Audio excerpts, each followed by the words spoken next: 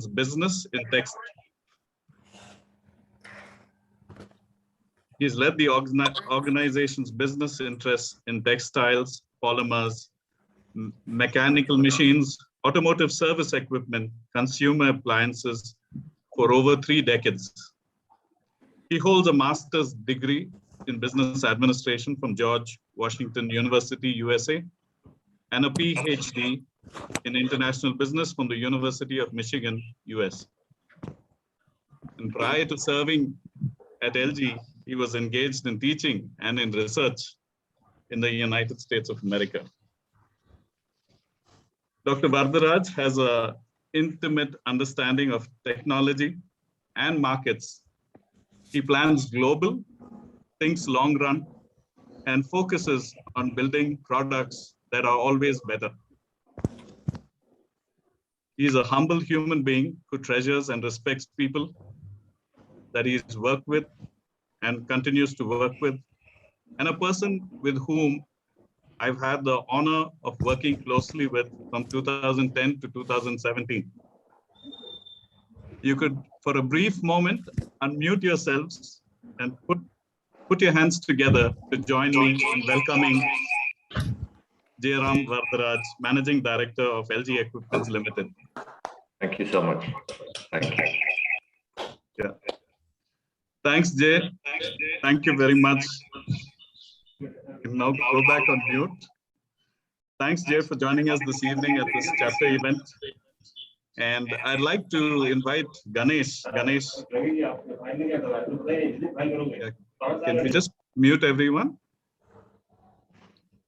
Can I invite Ganesh, Director and Practice Lead of CFI's Coaching and Leadership Development Practice, to say a few words, and also invite Dr. Varadarajan to launch the CFI UTB as we dock into this evening session.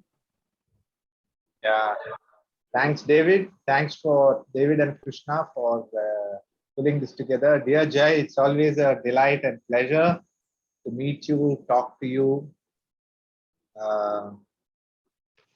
It has been obviously a privilege working with you over many years. I've done a lot. As soon as the pandemic broke in March 2020, the first person I actually called and spoke to was Jay. I wanted to get some clarity of where we are headed and what we should do. And as would be expected, ended the conversation with some enormous clarity. And that's what I've always known Jay for that. But the fact that I could reach him quickly talks about his humility, which is what David said. So how do we get better? How do we always think about a vision for the future, right? When the present seems so difficult,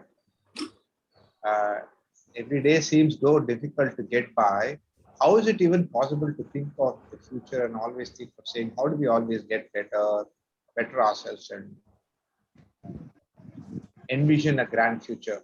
No better person to talk about that than Jay. So Jay, the question I have for you really, and I'm sure that's going to be part of your talk, is to simultaneously worry about the present, but also dream about the future. And I very eagerly look forward to that. But before that, we'd like the honor of having you release a copy of our journal, which I'm sure you've had a glance to go through. David, would you be able to flash the journal? I think Ramesh will do that. I will do that, Ganesh. You can just briefly flash our journal, which is our something we do under the bonnet. It's called UTB, and this issue is on a success experience of having established a coaching culture at LG. And you'll all get a copy of this, but if you can stop the share and then request Jay to say a few words. With Bosch, yeah. Request Jay to say a few words about the success story with Bosch. Okay, over to you.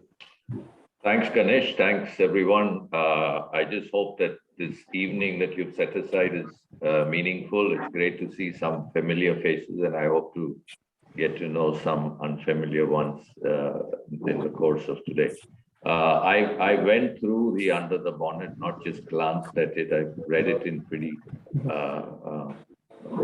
pretty much in detail, and it's just amazing to see the work that is being done by Bosch and supported by CFI. It is just outstanding work. And it's not just some transactional change that Bosch is looking at, but it's a transformational thing. And I believe that this is a reflection of what Bosch thinks about their business for the future, right? And I think it's just wonderful to see it. So congratulations to the team at Bosch and at CFI for setting such a strong benchmark for a lot of companies to really look at, understand, and see how to take it forward. Yeah. So thank you for giving me the opportunity to release that, Ganesh. My privilege. Thank you.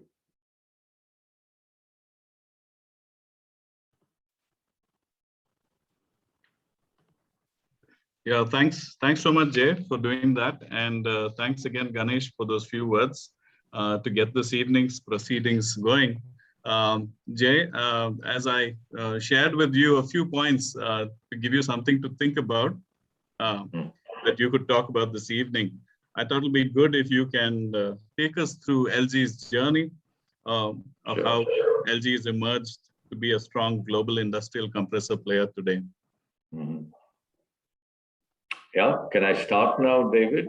Yeah, you're good.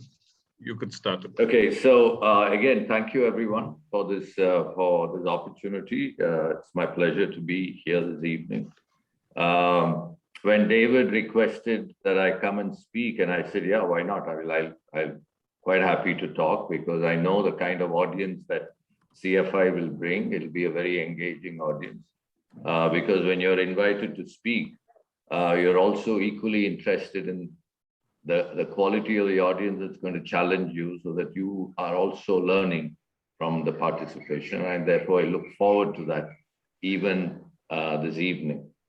But there were minor things that David had put in there that I kind of did not see. And I just saw it maybe a day or two ago. And it says 45 minutes that I have to speak. Now, 45 minutes on even a physical platform is a prescription for Valium, right? Now, on a virtual platform, it is definitely morphine, right? Now, I don't want to do that. I want to keep it as short as possible, get my message across, and then rely on all of you to make this session more engaging rather than me just going on and on about what we are doing here. So I would like to first talk about building a global business and then try and funnel it down to the current context that is concerning for everyone, which is COVID, and also the changed realities of the future business. You know, how is business going to get conducted in the future? So I'll first start there and try and come down to it. So the first question that a lot of people ask me is why global? Right? Why do you have to pursue a global business opportunity? Now, I want to digress a little bit here and go back to to the mid 80s when I started doing my thesis, right? So I was there in Michigan. For strange reasons, I wanted to do a PhD. So I needed a thesis topic, right? Now, what was interesting for me at that time was the domination, the path towards domination that the Japanese companies were engaged in, and the surge or the initiation of the same path by the Korean companies, right? And if you really look at the Japanese companies post World War II and the Korean companies post the Korean War in 1950, they all went to the same European and American companies to learn, right? Whether it is technology, organizational processes, they went to the same company, right? And if you look at our journey, the journey of Indian companies post our independence is pretty much the same. The Indian companies went to the same European and American companies to learn. But that's where the similarities stop, right? So here are these Japanese and Korean companies that really took off, became global. Same business, same global opportunity, whereas the Indian companies remained very local. So I wanted to understand why is it that Indian companies are not competitive worldwide? It was a bit of a oxymoron-ish question at that time because In mid-80s, we were all protected. Companies were growing horizontally. You start a business, you reach a certain scale, you leave it, get another license, make another product, third license, fourth license. So there was a horizontal movement. So it was a bit stupid to really ask this question. And in fact, my professor, C.K. Prahlad at the time said, you're wasting your time to go and ask this question. I said, no, let's see what happens. Let me see what comes out. So I came here and interviewed about 23 CEOs of very, very large companies at various stages of international presence. And one thing that came out very clearly for me is it was not a lack of aspiration. It was not the licensing Raj. It was none of that. It was just fundamentally, it was too easy to make money in India. And nobody believed that the opportunity in each of their businesses globally was multiples of X. But you needed to take a longer term view. You had to work a little harder. It was easier to go horizontal and grow your business. So that was my conclusion. So when I came back after this very profound insight that I thought I had singularly had, when I came in 87 and then 4 years later, the Prime Minister and the Finance Ministers trudged to Switzerland to pledge the gold, and the consequent opening up of the economy happened. And the whole thing just changed, right? The whole transformation happened. And all these companies that, including us, who thought we were fantastic organizations doing fantastic business, all of a sudden, we were feeling naked. We were feeling vulnerable, right? So a lot of changes had to come. And and that really meant that you had to question your business model. You had to look at where your opportunities are. And in LG, our own experience was, we said, we've got to clean up the portfolio. We can't be in so many businesses. We can't just boil the ocean across 15 different products. So we sold or shut down almost 12 businesses, and we remained in compressors and automotive. The focus that is required. I think to build a global business, you need to be extremely focused on what you want to do and become very good at that. But there was another reason as well. There was a defensive reason as well to globalize, because the minute India opened up, India became the flavor of the decade or couple of decades. Everybody wanted to come to India, and they were coming to India with the best and the latest that they had. Now, if you wanted to remain alive, you had to be able to compete with them, which meant that you had to be as good as them, right?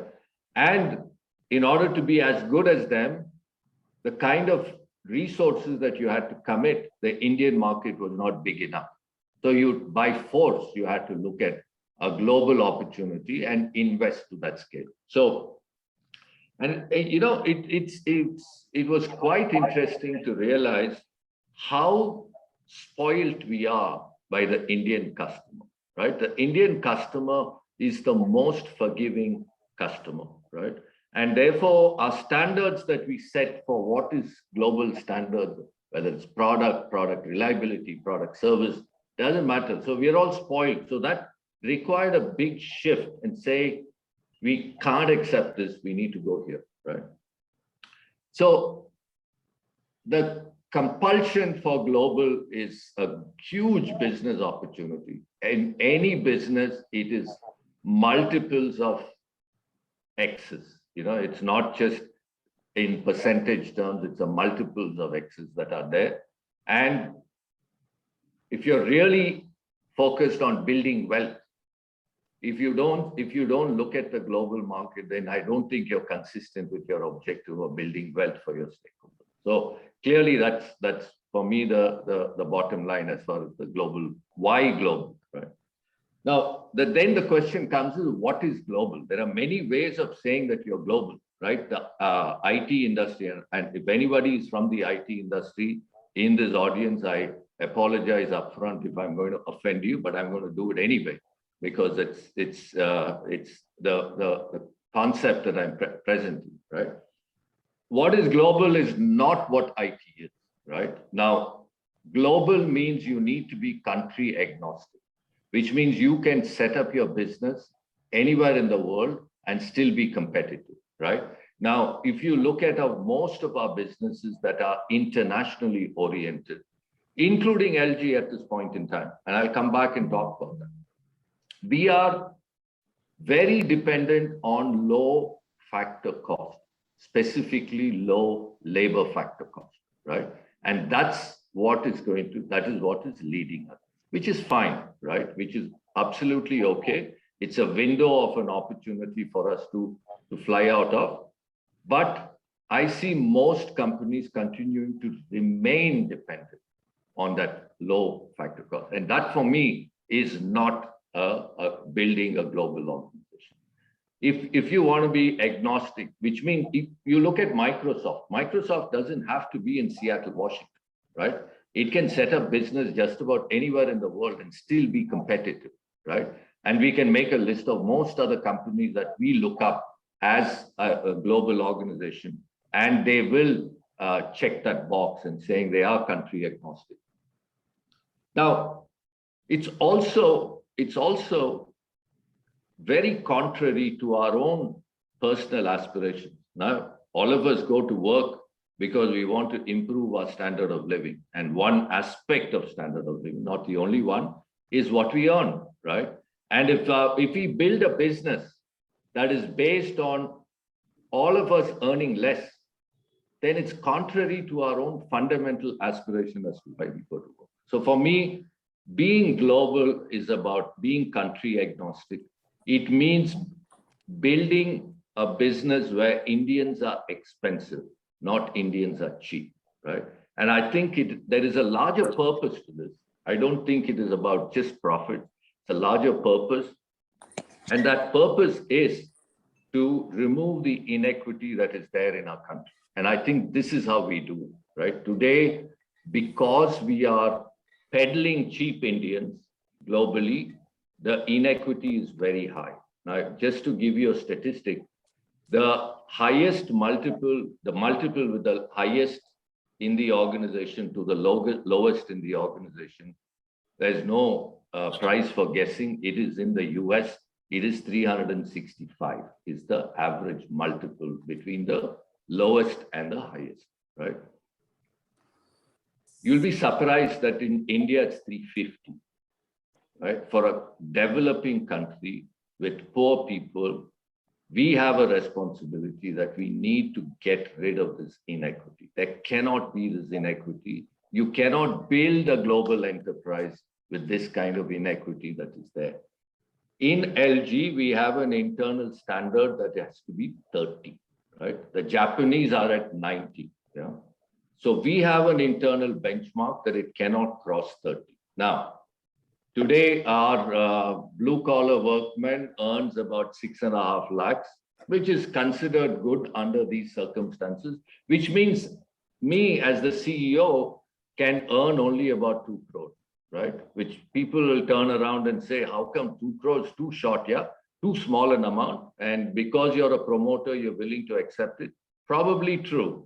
But if I'm able to make that 6 lakhs, 20 lakhs, and then I do a multiple of 30, then I'm at 6 crores, right? So it completely changes. So if you want to earn more, bring the bottom up, and as a consequence, you're able to go up. And I think this is very important as we build a global business.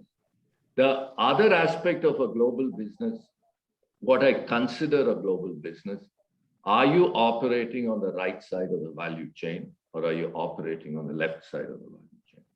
If you're not operating closer and closer to the customer, you have a fundamental problem of sustaining if you're going to be a job order or your contractor, you're supplying raw material, you're supplying finished products in somebody else's brand, you're not a global company, right? Okay, there are exceptions like companies like Foxconn that build a business on contract manufacturing. That's a different thing, but that's an exception in certain businesses. But most of the businesses, you've got to be on the right side of the value chain. Now, how do you go about building this this global business? I mean, it's not a decade for sure.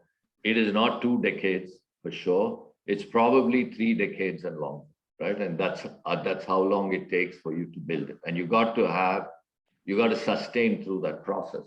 Now, we are starting off on the back foot. We are an unknown brand. Most brands out of India are unknown globally with a made in India label.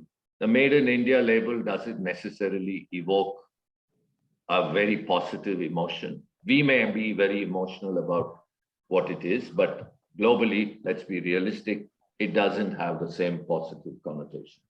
Now, what that means is failure is not an option, right? The standard that we need to set for quality, and when I say quality, it's not just the quality of the products, it's the quality of your entire engagement with every touch point of every stakeholder, right? It's not just the product quality. That's a very, very trivial definition of a defect and the failures. So that we need to manage the organization processes to such high levels, almost to a religious fervor, and saying failure is not an option. You know, in our business, when a multinational product fails, they're always forgiven. That's okay, yeah, something happened. Indian product fails, right? There is always a reason and say, see, I told you, you should not have bought that product, right? Now, when we are selling a product in Europe, we keep saying our job is to protect the maintenance manager's job, right? Because he's taken the risk to buy our product and he has put his job on the line, or not necessarily, maybe I'm exaggerating, but tomorrow somebody is going to question him and say, why the hell did you buy an unknown brand, right?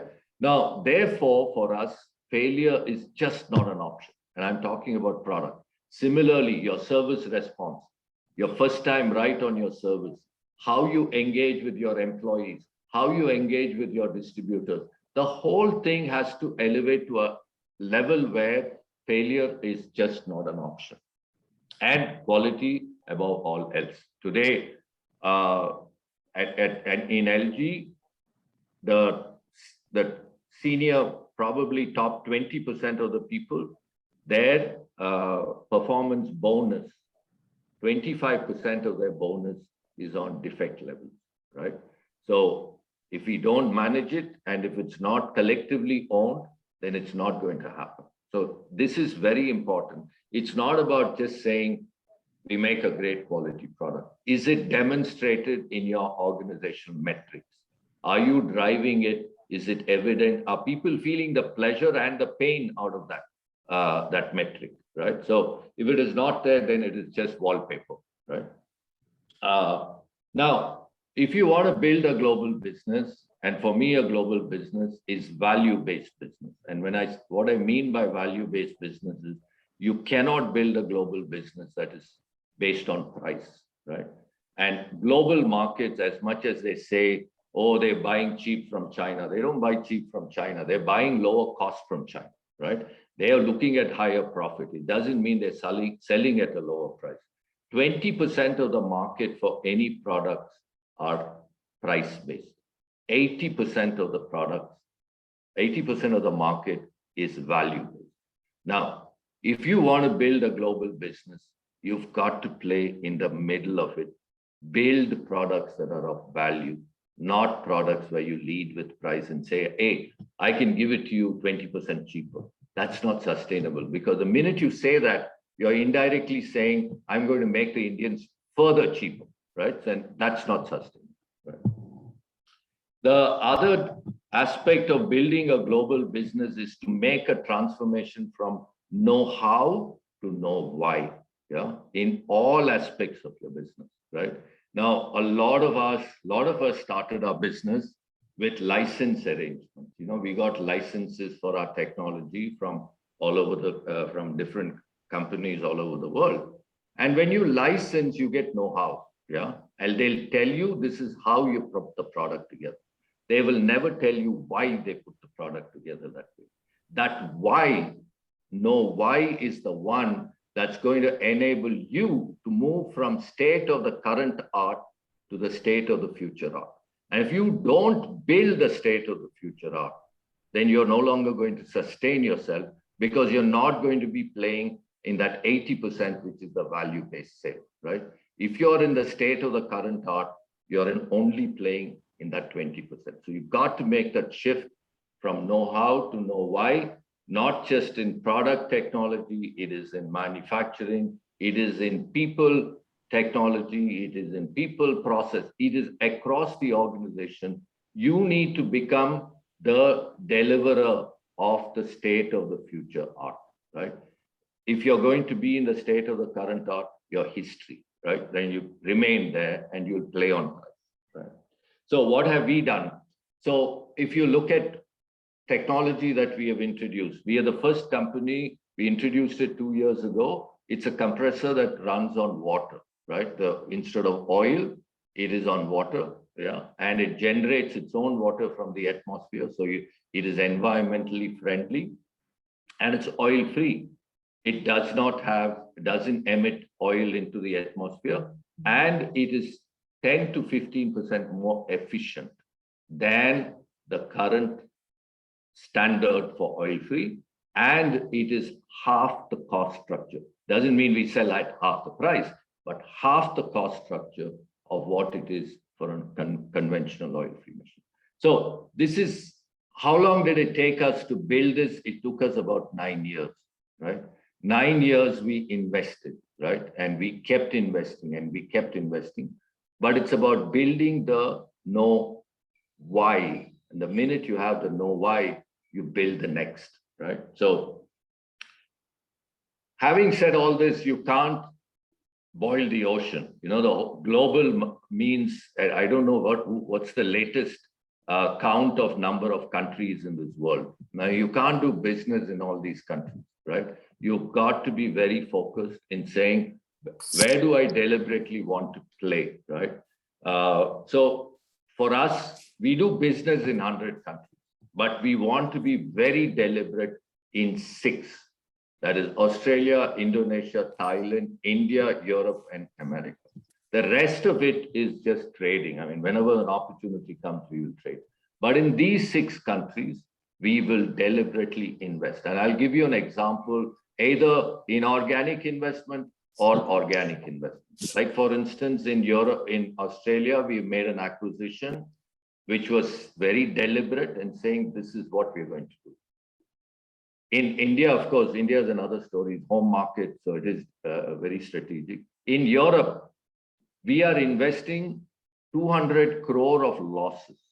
We have committed ourselves that we will lose 200 crores over the next 5 years. And we have communicated this to our investors, communicated this to the team. But this is not about just saying, okay, well, let's lose 200 crores and we'll get it. But it is very deliberately done with very detailed planning in which country, in that country, which region, in that region, how many distributors, and are we tracking to that, right? And if you look at our performance over the last 3 years, we started this initiative 3 years ago, we are ahead of plan. Our sales is higher than what we had budgeted, and our losses are lower than what we had planned. The same thing in the US, very deliberate. And today, if you look at our total revenue, close to 55% of our revenue is outside India, right? And out of that 55%, 80% of that 55%, close to about 40-45%, is from Europe and the US.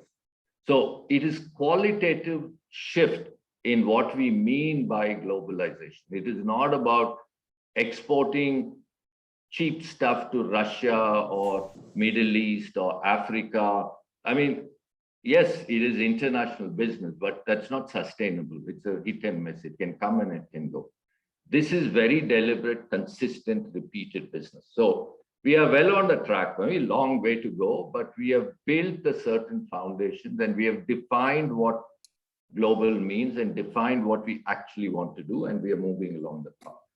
So at the end of all of this, it's about people, right? And that is our biggest challenge now. How do we can transform technology, we can transform the quality, we can transform this, but to become state of the future art across all aspects of business, right? We need people who will be at that standard, both in terms of objective knowledge and subjective competencies, right? Now, this is really the challenge that we need to go through. And there is no business school and there is no college in India that is producing that standard of people, right? And that means the burden of creating that, architecting people and making sure that their aspirations meet the aspirations of the company, and we are able to put this all together. This is really our next big challenge as we go through. And if we get that right, we'll win, right? If we don't get that right, we will struggle, right? So this is really what I wanted to share. And I'll be very happy to, if you have specific questions, I'll be happy to answer. So thank you very much. Thank you again for listening to me patiently. And I look forward to your questions. Thank you. Thanks, Jay. Thanks a lot for that, for those thoughts. I think it'll definitely get a lot of questions up now. We could open the house up for questions. I'd request the audience to maybe put your hand up. You could, using your, in the reactions, you could use your reactions to put your hand up virtually, and we could try and take some questions.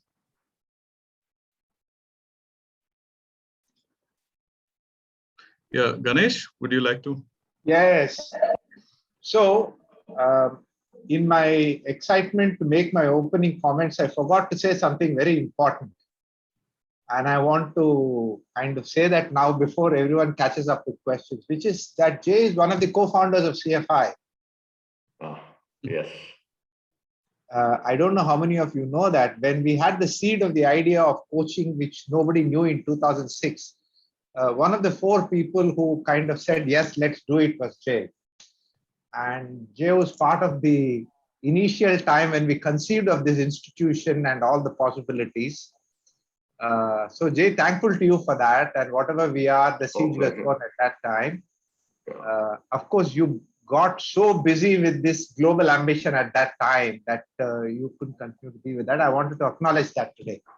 Thank you, Ganesh. And I see Inba here. Inba and I were batch number 1. And of course, his commitment to complete the course was a lot higher than mine. So I did all the theory work, but I didn't do the 2 practicals that were necessary to graduate. So it's somewhere in the to-do list that somewhere in the future that I'll have to complete. Yeah. Yeah. Thanks, Ganesh. Anyone else would like to with a question?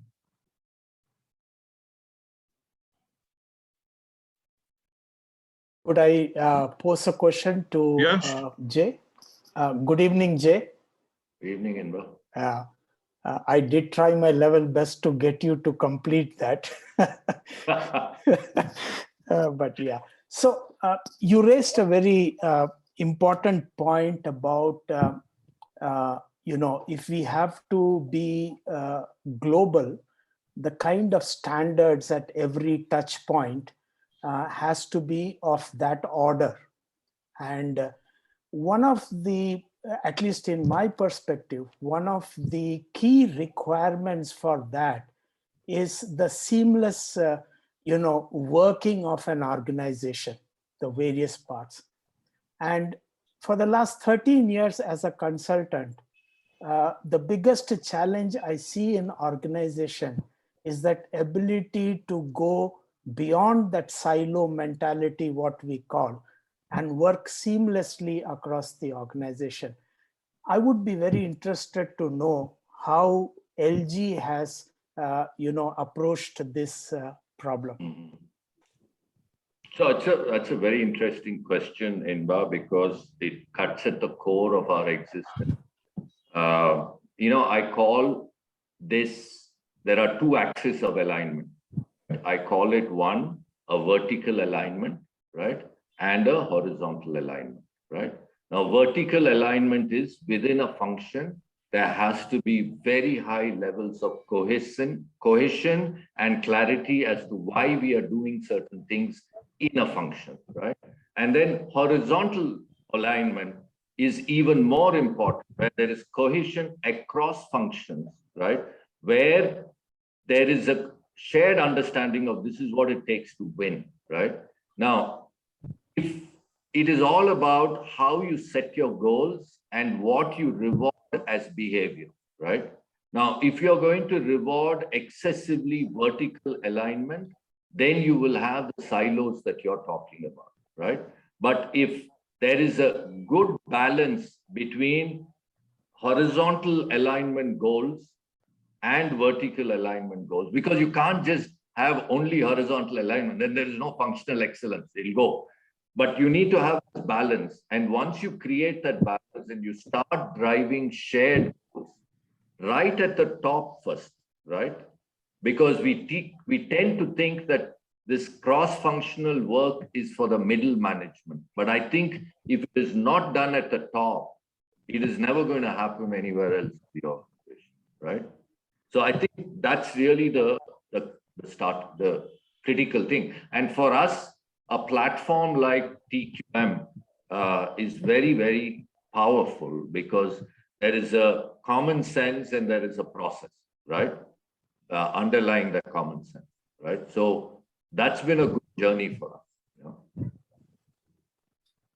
Okay. Mukul, would you like to? Yeah. We'll come to you, Praveen and Mahesh. Yeah, sure.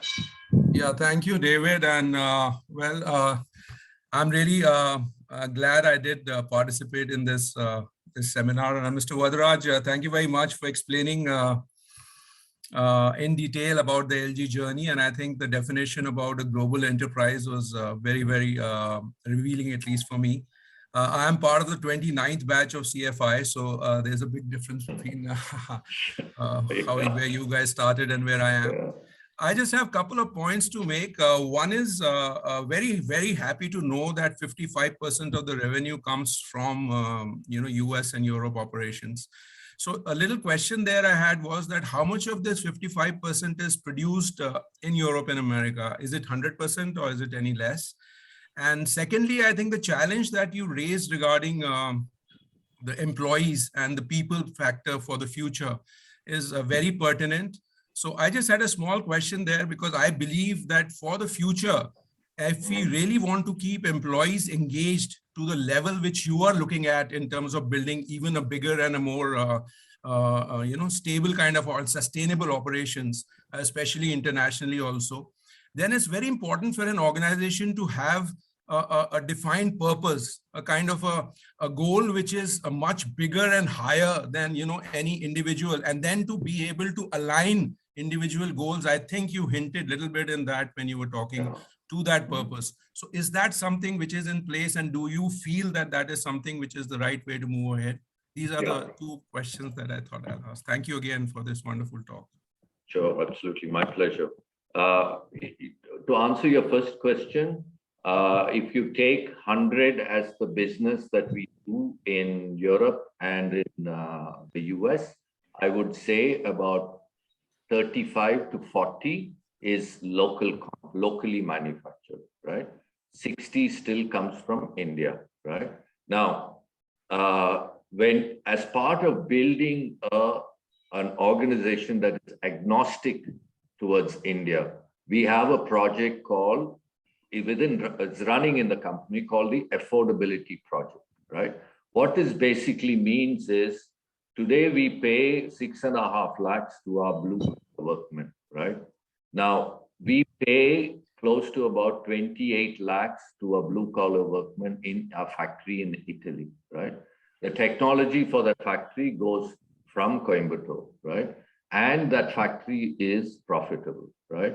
So the question in our mind is, how can that be so, right? And why can't we afford to pay 88 lakhs, right?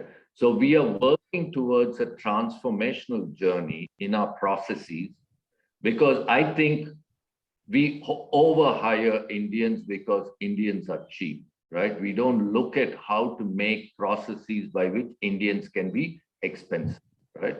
So our goal is to shift the needle there. And once we get there, our ability to set up the factory anywhere in the world with any labor factor cost just becomes possible, right? We will no longer be slaves to low labor cost, right?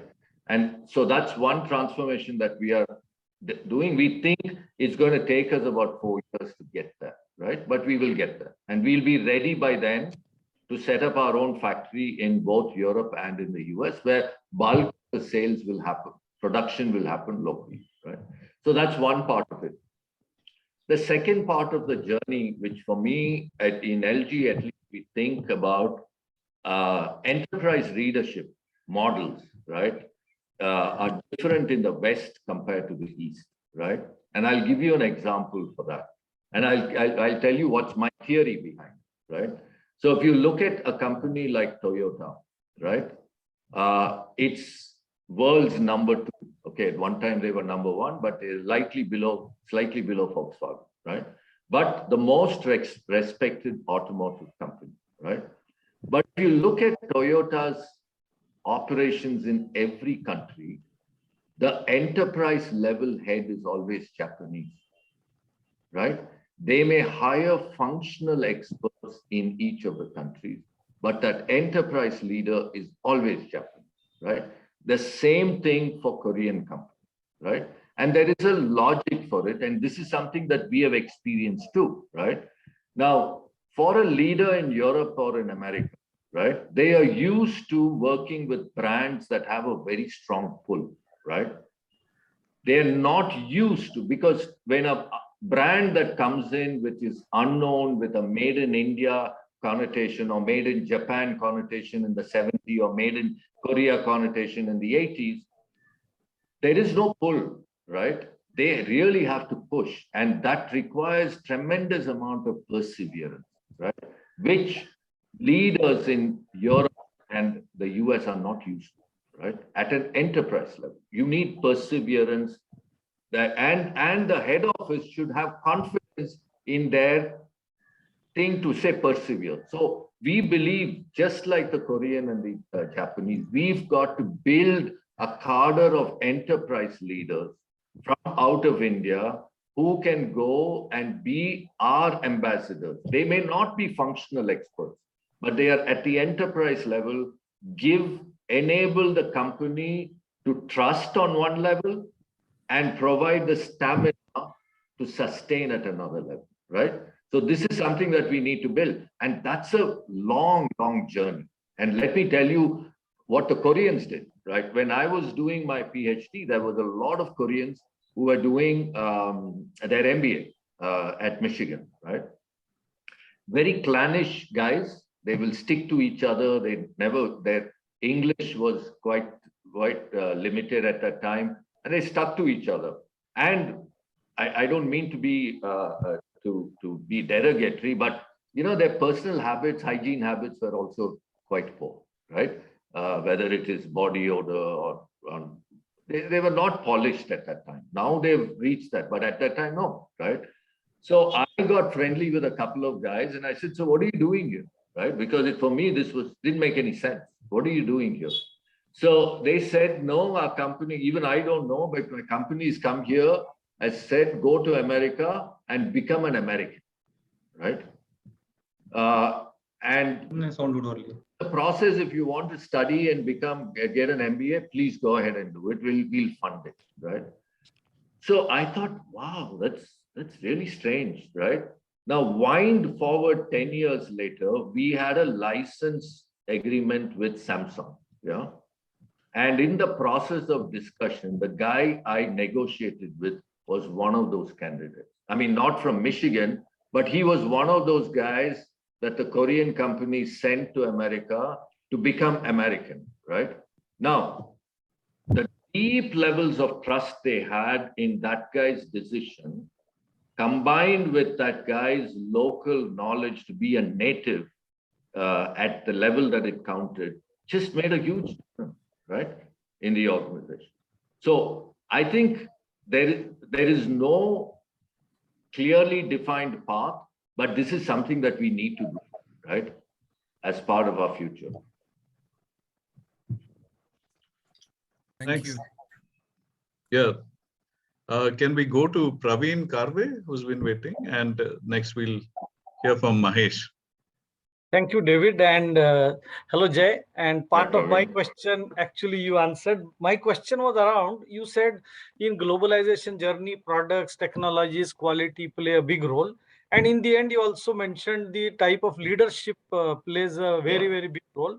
And my question was like this, the American management philosophy or ownership philosophy is more described like hire and fire or type, or very aggressive philosophy, very cut and dry philosophy. There is no room for error, or there is no room for slackness or any emotions there. Whereas the Indian philosophy is quite different, which is we are more influence based, we are more relationship based. Similarly, Japanese philosophy is also more relationship based, and which you described the Japanese and the Koreans going there and handling that.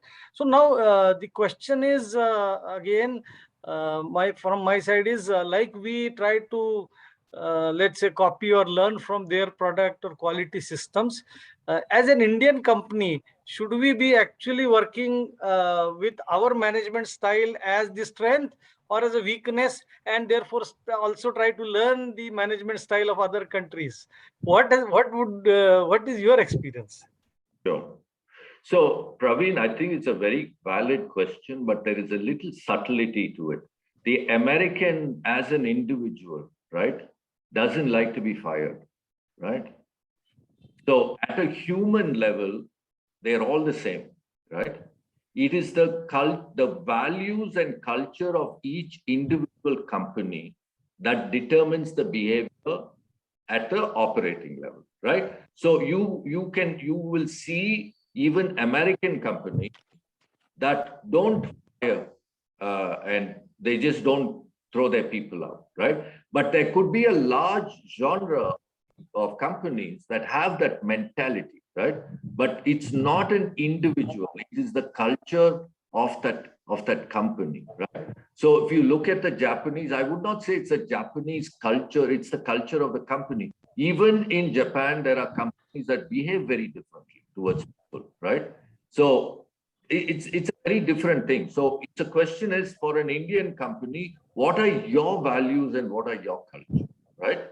And that's what you will take there, and that's what you will do. Like, for instance, I'll give you an example. When the pandemic hit, right, America, the president of our business and the HR head's immediate response was, we have to cut people, right? And we have to cut salaries. So, and what did they do? Their choice was the guy at the lowest end, right? Those are the easy, vulnerable, voiceless people, right? We said, no, we are not going to cut any jobs. We are not going to cut any salaries. We are going to use this opportunity to build trust, right? No, it just they couldn't understand it. So I had to use my authority and say, no, this is the way it's going to be, right? I take the responsibility, right? Now, after 3 months, that just swung and their mentality changed. They said, my God, what kind of, the kind of equity that we have built with our people in this decision is just amazing. So this was not for LG a very contrived playing to the gallery decision. It was fundamentally, this is our value, right? We will not do this, right? So we did not cut any salary. We did not fire anybody during the COVID time, right? So that's a reflection of one value. So it depends on many things, on customers, right? Now, we have a principle, trust but verify, right? So for a distributor relationship in America, they say, oh my God, if you just accept their warranty claims, they will just abuse it and they will cheat you. I said, you got to have faith. 10% of the people in this world are thieves, right? 90% are honest people. Now your policy is for 90% or for 10%, right? That's a reflection of your culture, right? Now, if you build that and then say, this is how we are going to operate. So today, if we have a policy for warranty policy, distributor files the warranty, end of the day, the money has to hit his bank account, right? There are no questions asked, but we will verify. And if we find a pattern of behavior with a distributor, we will either terminate him or we'll warn him, and we will not accept it, right? So, manage by exception rather than manage, like we are used to the Indian government, saying every is a thief. So we create rules and regulations in India for the thief. The honest guys suffer, right? Thanks, Jay. Thanks. Mahesh, just hold a moment. Sure. I've got one very interesting question from Raj Nair here in the chat box. And Jay, I'll read that out for you. Yeah. He says, as one of the founders of CFI and as an industry captain who's committed to coaching, what are your key learnings in creating coaching culture in the organization? And how do you develop senior line managers to become playing coaches like Sachin Tendulkar is? Well, this is a struggle. Huh? This is an ongoing struggle for us. Like I said, at the end of the day, how we transform our people and coaching being part of it and leadership being a very effective catalyst to that change is the journey that we are on right now. I don't have a very clear defined path that we do these 10 things, we will get there, right? We have to we got to make certain things, we will make some mistakes, we will learn from them. We just have to build a wide level of latitude of tolerance for experimentation, right? And then take that journey boldly. So I don't have a very clear answer as to how to get it done. I only know that our biggest challenge in leadership is moving from taking credit to giving credit, right? All leaders grow as start as individual contributors. They are so good at their job. And when they are individual contributors and so good in their job, they're so used to getting the credit.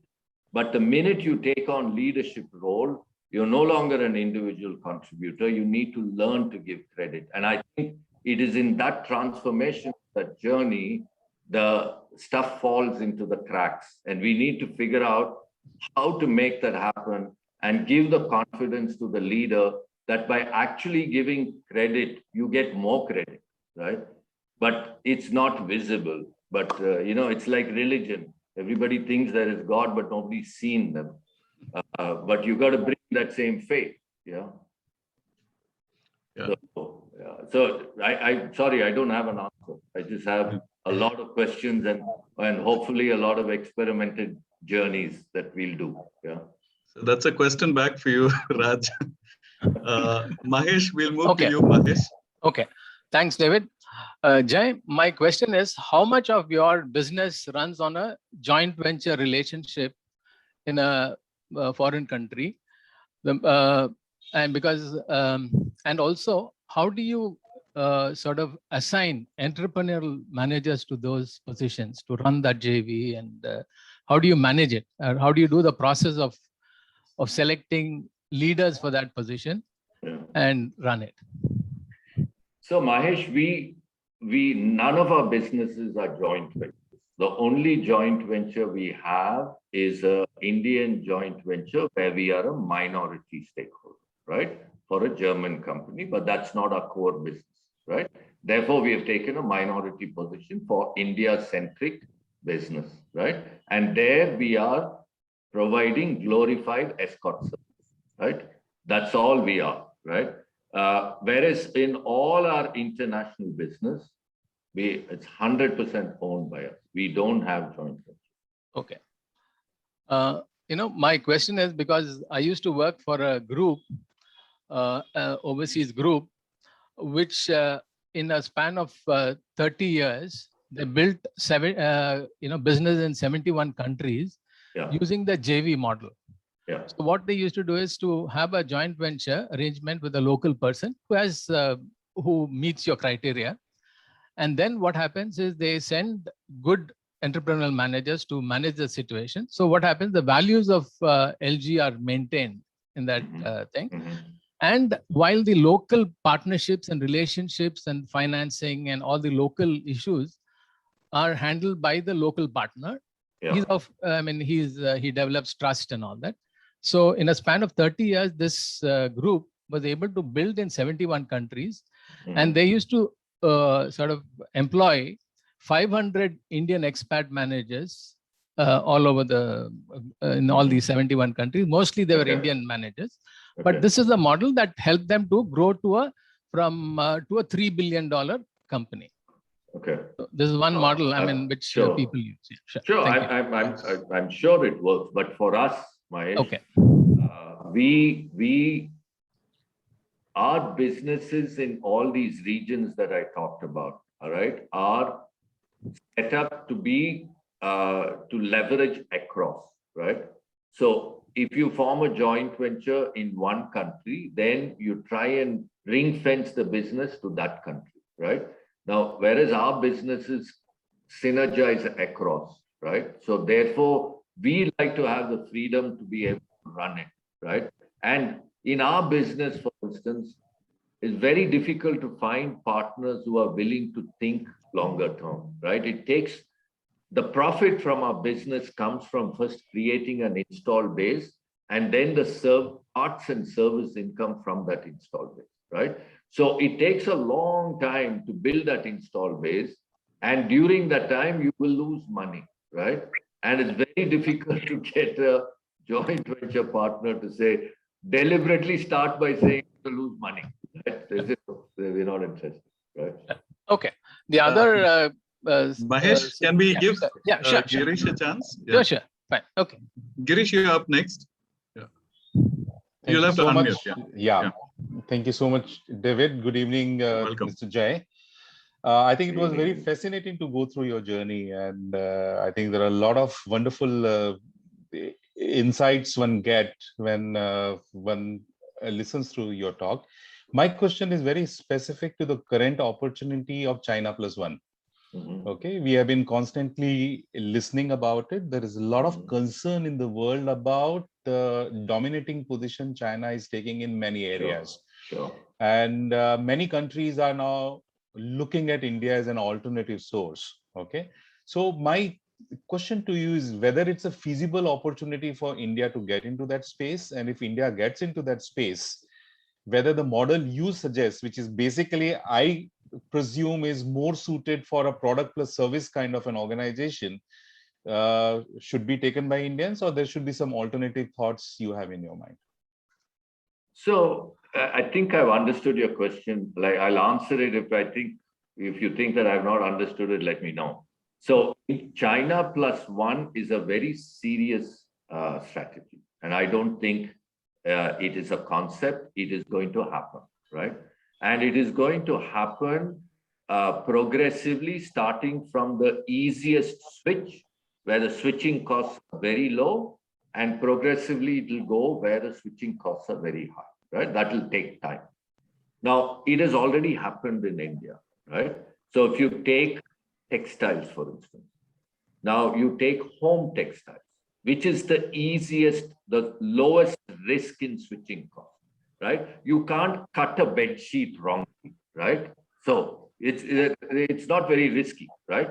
So you see, from the time that happened, the textile industry has just gone berserk, and it's got nothing to do with India, right? Now, every textile businessman is singing his way to the bank, right now, yeah? And this is not something that is India driven. It is definitely a China plus one strategy, and that too on a very small percentage of one vertical called textiles. Now, as we speak, progressively, this is going to happen. But let us not forget, there are so many countries that are competing for this, right? There is Vietnam that is competing. There are all the ASEAN countries are competing. Bangladesh, huge competitor in textiles, right? Now, we need a country strategy. The company may have a strategy for being a player in China plus one. But if there is no country strategy, then to the extent that the other countries have a country strategy for China plus one, they're going to gain, right? Now, is PLI going to help? Maybe, but I don't think so, because the China plus one strategy is not restricted through these 13 industries. It's actually a much broader spectrum. Yeah. So I think we, at a company level, Indian companies will certainly benefit, but will that entire opportunity come to us as a country? I doubt it. I doubt it, because we don't have a cohesive strategy as a country. Thank you so much. I think you have got my question very rightly, and thanks for your very comprehensive response to the same. Thanks, Girish. Sri Krishnan, can you unmute and speak? Yeah. Thank you. First of all, thanks Krishna and David for arranging this wonderful program. Jai, thanks a lot for insightful talk. Sure, Sri. Good to see you. Yeah, glad to see you after some years. Thanks to Ganesh, I met you and we discussed education some years back when I was in Bosch. Yeah, absolutely. You talked about this very important point, Jai, about the world-class quality mindset. I had a question related to that. Do you see the problem more currently in India as a capability issue with the leadership, or it's more to do with the mindset, probably influenced by our culture, accept life as it is or things as it is and be contented as a reason why?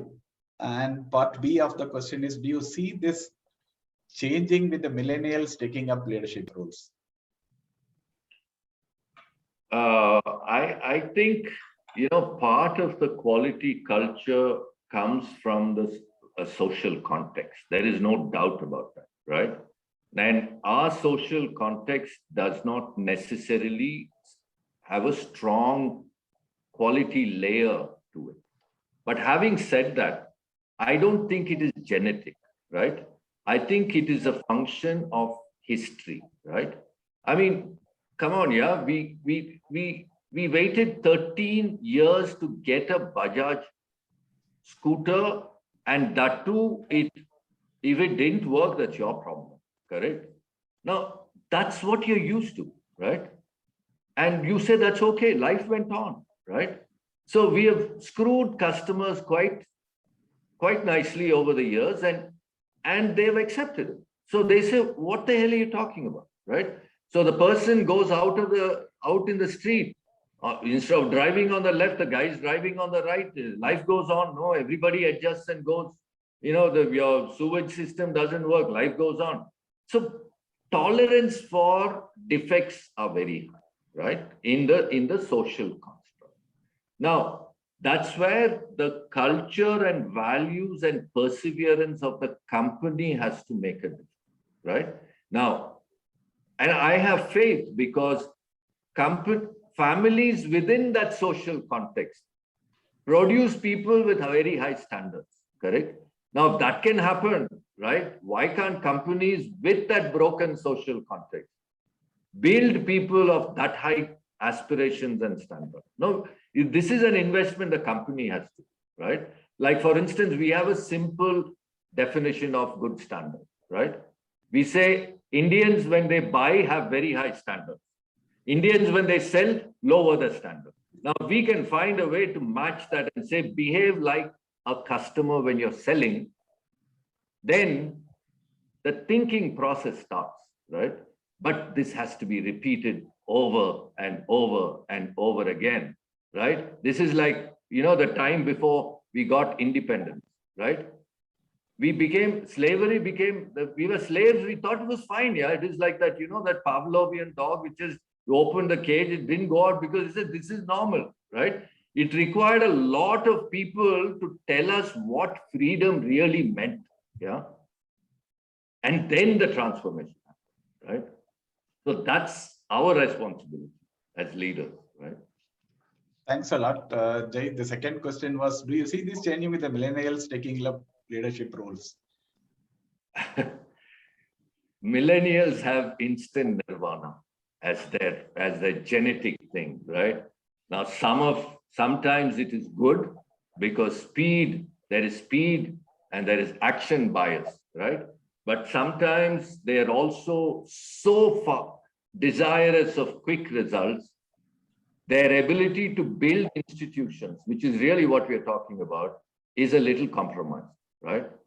So I don't know. Thanks a lot, really appreciate it. Thank you. Thanks, Sri. Ashok, are you there? You could unmute and pose your question, Ashok. Dash? Okay. Yeah, I'm just unmuting myself, sorry. Yeah. Sure. Jay, very fascinating talk, and always a pleasure listening to you. When I looked at the strategy that you adopted, you were looking at long term, right? As opposed to the more attractive and possibly easier short term.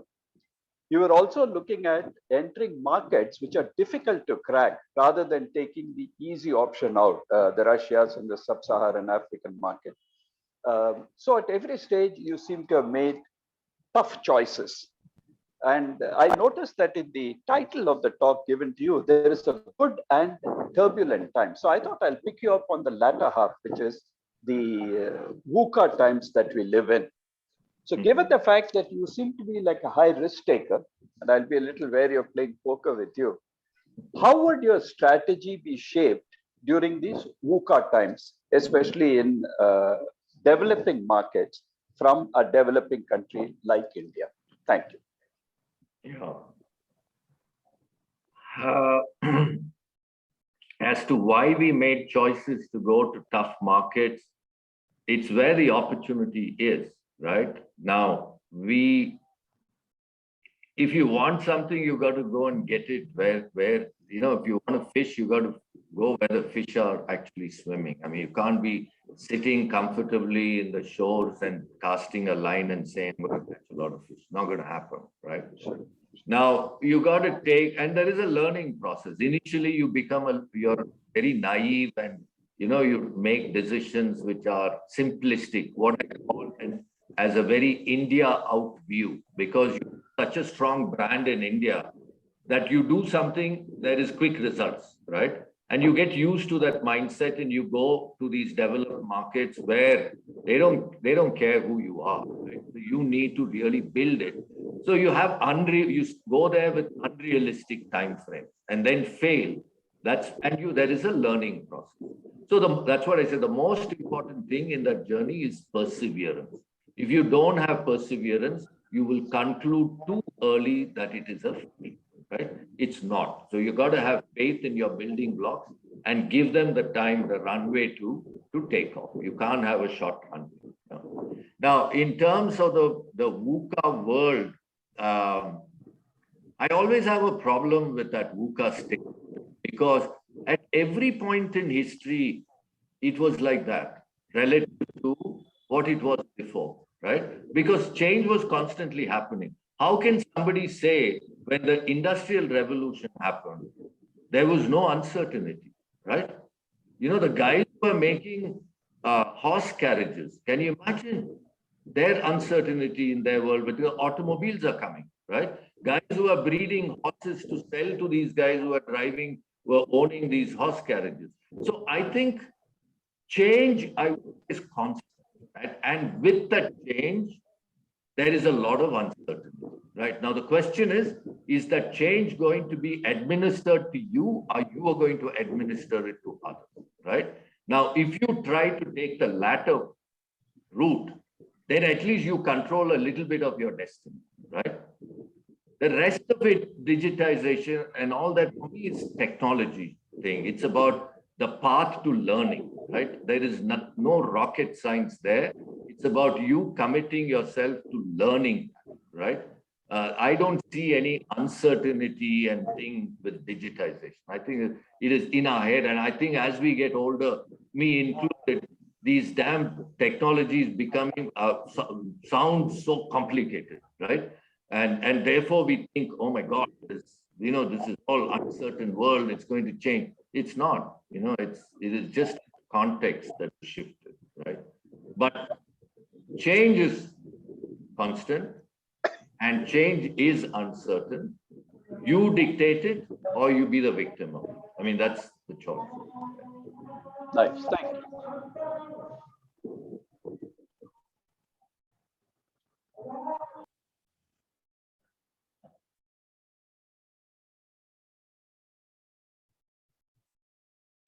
David, Anyone you're else? Yeah. Jay, there's a request for you to talk about how we are thriving through the pandemic and how we would handle that going forward. So let's wind back a little bit on wave one. When wave one happened, there was so much of uncertainty. We didn't know what was going on, how it's going to play out. But all of us were surprised by how easily it played out, right? It lasted for 2.5, 3 months, and then business came back roaring, not just in India, but worldwide, not just in our business, but across all businesses. It just took off. Then second wave came, and the intensity of impact for India especially was very high. But again, it lasted for a couple of months. It's back to normal. Now the third wave is going to come. It'll probably have the same kind of a manifestation.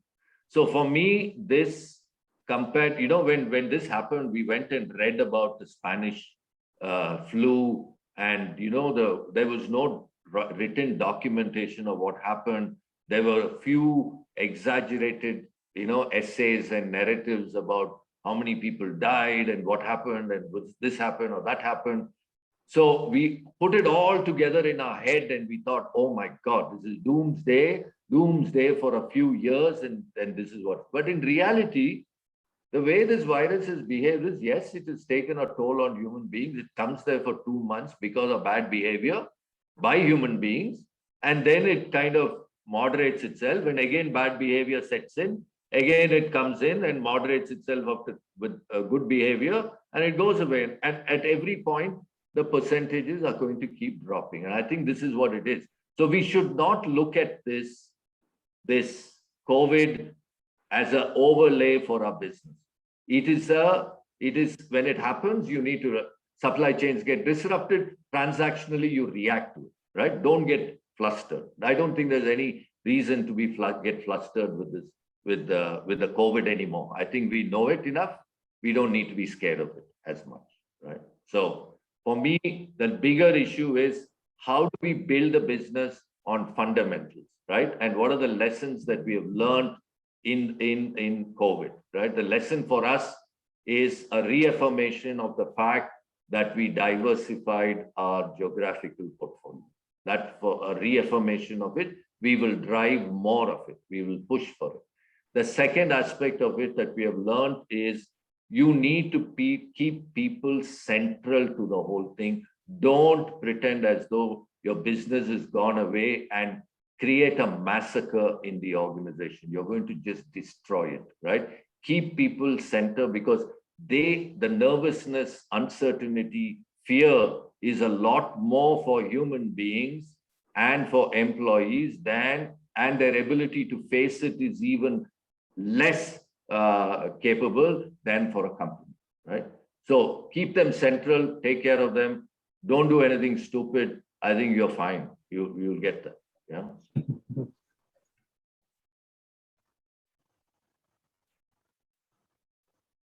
David, you're muted. Yeah. Thanks, Jay. Thanks very much for that. We've almost come to the almost close time of our session, and we have I don't think Jay's had a chance. We have a few people with their hands up. No, some of them didn't put it down. like Dash and Sri Krishna have kept their hands up. Vaz. Yeah, I have a Vas has question. got, but one very quick one was Yeah. Oh, because we almost. Jay, welcome as an alumnus of alumni of Michigan Raw School. Thank you. Thank you. Good to see you. A Good to quick see question. You alluded to your in the early part of the presentation. What are your thoughts on the technology industry? We are having the same behavior that what other industries had in the 80s, or do you see a change in behavior? I have my own thoughts, but I want to hear your thoughts. Yeah, you're talking IT, right? Yeah, in Okay. general technology. IT and all the other stuff. Yeah. My thing is, are we building fundamentally know why? Can we build the next generation of IT, branded IT products? Will it be from India, right? This is really the question that I try to answer. And I can think of only one or two companies that are in that genre, right? Like one like Zoho, for instance, right? I mean, I was thrilled. You know, I traveled to Texas, and one of our distributors had a quote package, right? And that was a software that he bought. And I said, what all CRMs does this quote package sit on? And it was Salesforce and Zoho, right? And I said, wow, this is amazing, right? Now, that for me is an indication that this company is building beyond just being cheap Indians and cheap Indians being leveraged, right?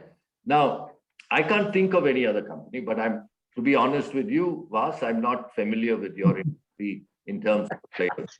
But the ones that I do know, right, are looking at leveraging low-cost India, right? Extremely bright, but low-cost India. You know, the competence to cost is disproportionately favorable in India, right? And that is being leveraged, yeah? Now, that's okay. That's okay, as long as it's just a window that you want to close yourself, right? Rather than somebody else, God forbid, the Africans learn coding, right? And then what happens to your business, right? And okay, I'm being a little fictitious, but just to make a point, the point here is that can you close the window yourself and move up the value chain, right? Thank you. Hey, thanks, Vas, for that. And Jay, I give you a chance to take a sip of water at least before I hand over to Krishna and Hari to wind up the day's proceedings. But thanks a lot, Jay. It's been great to be in the same room with you after about 4 years. You're still suffering through me, right?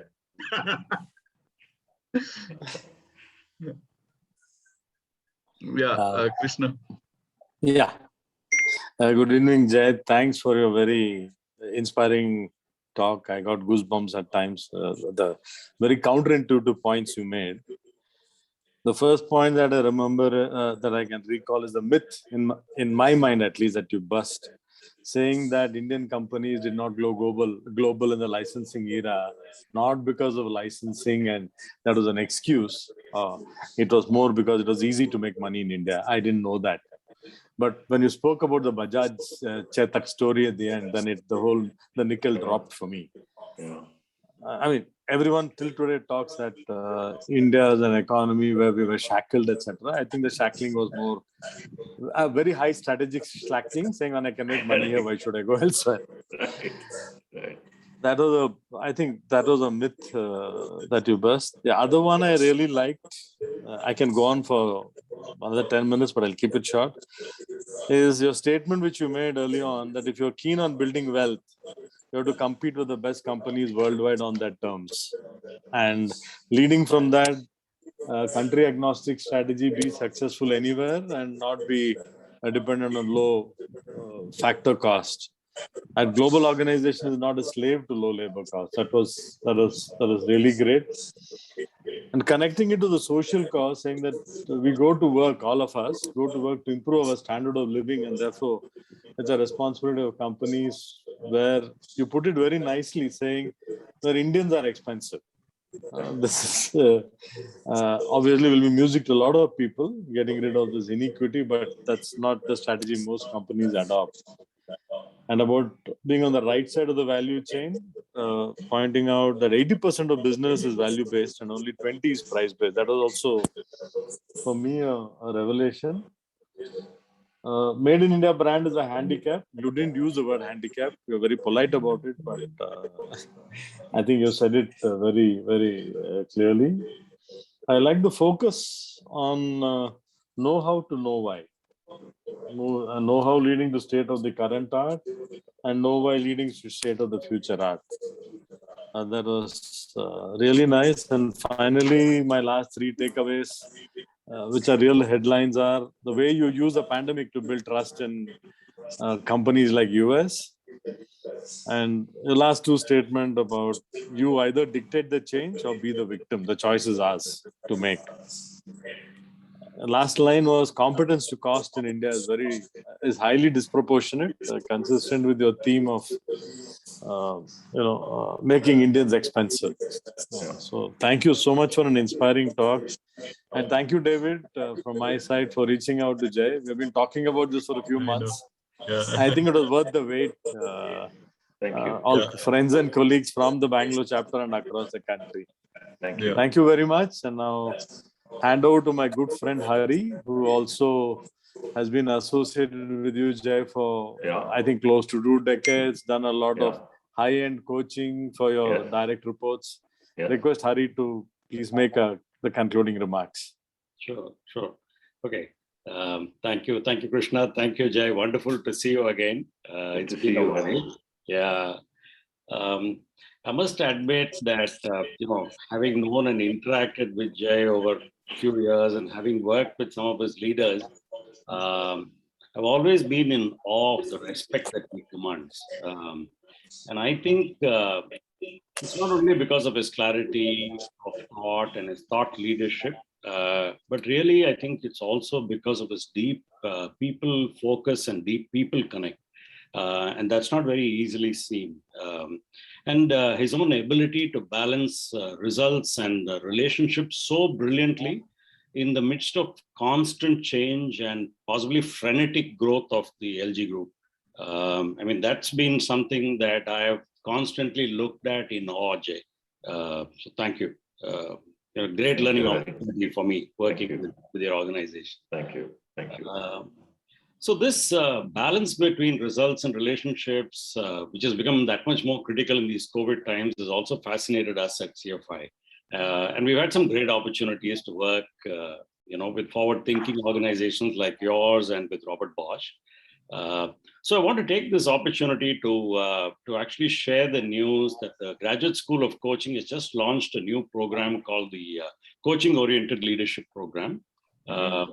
It's designed for senior leaders who want to incorporate a more people-focused, facilitative, and a coaching-oriented leadership style into their repertoire. It'll focus on not only the balance between results and relationships, but more specifically about the balance between the doing aspect of leadership and the being aspect of leadership. And I think there's been too little attention paid to that being aspect of leadership, which we want to now somewhere correct and give a little more attention to, even in the development of leadership programs at CFI.